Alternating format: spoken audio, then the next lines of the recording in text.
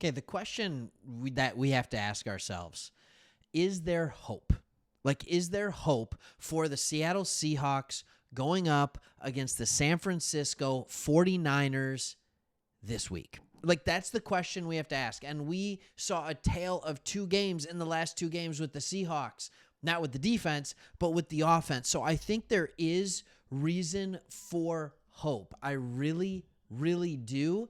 But I'm also saying that it's not like the greatest reason for hope either. So in this video, we're going to talk about them. We're going to talk about some of the matchups that they could take advantage of.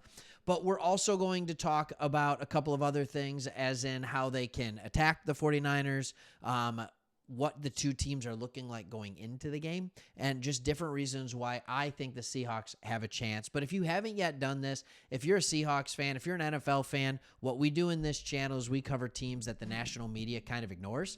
And we love the little guy. We're Lions fans. We have another channel, Sports Talk Detroit, but we love the NFL. We love the little guy. And so we love covering the Seattle Seahawks as well. Not saying that you're a little guy, all right, but just kind of want to talk about it just for a second. All right, so as we look at this, when we look at the last three games for the Seahawks, it hasn't been great. People, it makes you nervous, right? You beat the Commanders, then they kind of start over again. I think they may have actually started over the week before that. So you get that victory. It's not anything to write home about.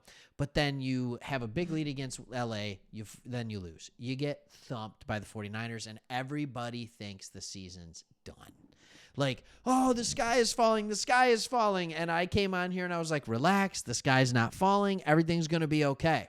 When you look at where you're at in the playoff picture, you still have a very decent shot to make the playoffs. I really firmly believe that. However, you had a tough schedule. So then you go out and you play the Cowboys, and it's like, oh, good. Like, we're good, and you're feeling good. Your team's competing hard, but it ends in a loss. It ends in a loss, and now you have to go back to San Francisco, a team that came into your house and kicked your butt, and now you have to play against them, and you have to wonder to yourself, like, what does that look like? Like, do we have a chance in this one? And here's why I'm going to tell you that you have a chance. And I think a couple of it is finally, the offense opened it up against the Cowboys. The Dallas Cowboys have the fourth-rated defense, depending on what metric you use and what statistic you use. But fourth is what I'm going to go with because it's the one that I liked, PFF. They have the fourth-rated defense in the NFL. And you slice through them like a hot knife through butter, right? And it was impressive the way your offense played. Geno looked good. DK Metcalf looked dominant, and it kind of set this precedence of like, oh, we can throw, we can trust Geno, we can let him air it out, kind of the things that you were doing in the first half of last year when this offense was absolutely clicking. And I think there are things of Seattle, there are players on this team that nobody can stop. I understand the San Francisco 49ers have a good team. I understand that Ward is a good corner and Lenore's an okay corner, right? And I understand that they have a ferocious pass rush. Like, I get that. I fully understand that. But here's the thing I also understand. When DK Metcalf is doing his thing, if you throw the ball to him and he's actually playing well and playing hard, dude's unstoppable. And we got to see that against the Cowboys. That was channeling this is a Lions fan here, his inner Kelvin Johnson, which a lot of people compared him to coming out of school just because of the sheer freak speed and size and athleticism that he possessed. So I understand that the Cowboys are not the 49ers. The Cowboys have the fourth-rated defense. The 49ers have the first-rated defense. The Cowboys have given up 220 points. The 49ers have given up 189. All right? Part of the 220, part of that difference is because Seattle put so many points on the Cowboys.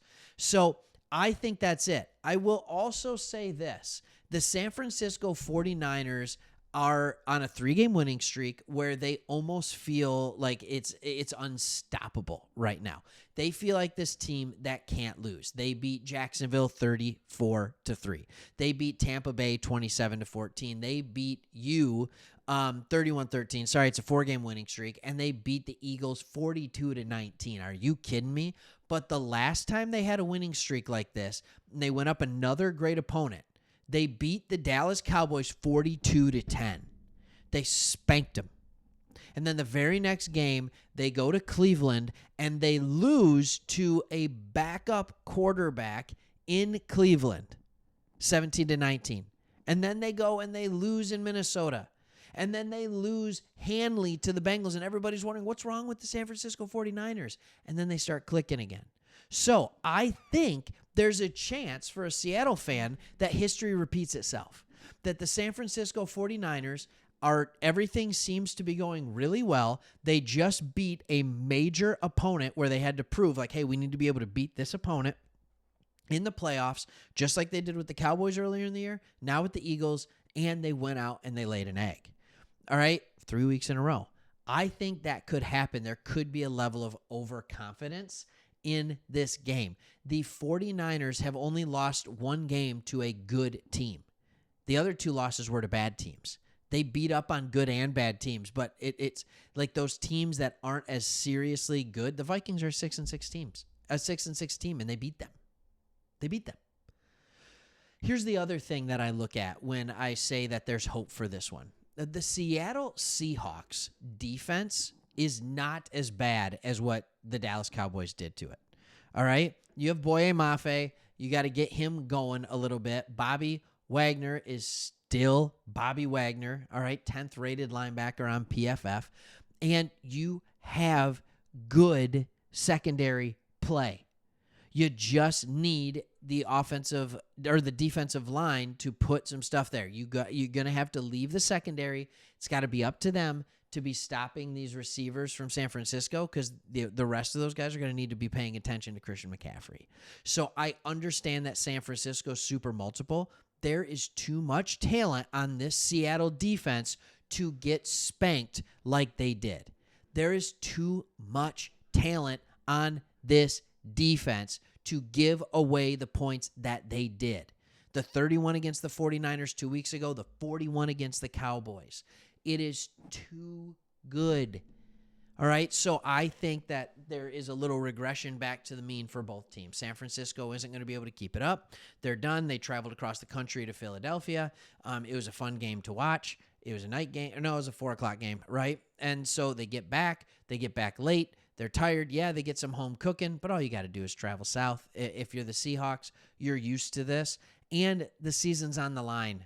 The season's on the line for you because you have the 49ers and then you have the Eagles. And I'm telling you, you got to get one of these two.